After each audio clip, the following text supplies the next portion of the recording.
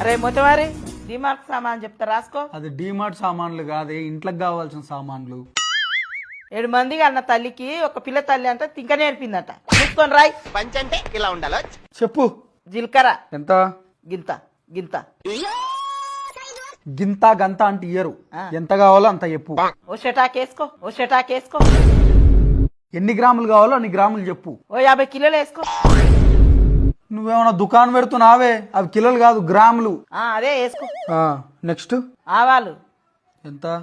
అవి అద్దపావు వేసుకో, అవి అద్దపావు వేసుకో. అద్దపావు అంటే గింత. గంత కాదు గింత వేసుకో, గంత కాదు గింత వేసుకో. మళ్ళీ పంచ్. గింతనేలే, ఎన్ని గ్రాములో చెప్పు. 100 గ్రాములు వేసుకో. అట్లా చెప్పు.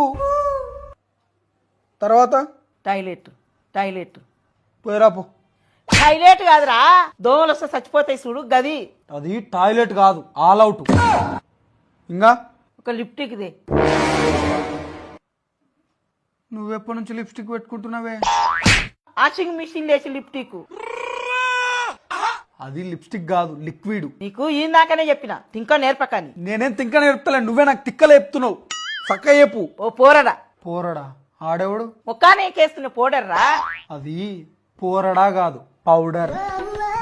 నెక్స్ట్ అంట్ల సబ్బులు తీసుకురా, ఒకటేమో కుడక తీసుకురా. కుడుకనా? కుడుక అంటే అదే బాక్సులు ఉండదు, అదే బాక్సులు ఉండదు. అది కుడుక కాదు, డిష్ వాష్ బార్ అంటారు. నెక్స్ట్ ఏంది?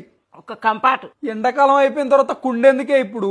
కుండ కాదురా, బట్టలకేస్తే కమ్మటి వాసన వస్తుంది చూడు గది గది. అది కంఫర్ట్ కాదే, కంఫర్ట్. నీకోదండ, నీ సామాన్ల కోదండ, నేను రాయను పో. లచ్చలు లచ్చలు వచ్చి చదివించినాం కదా, నీకు సామాన్ రాయనికి శాతనైతే లేదు.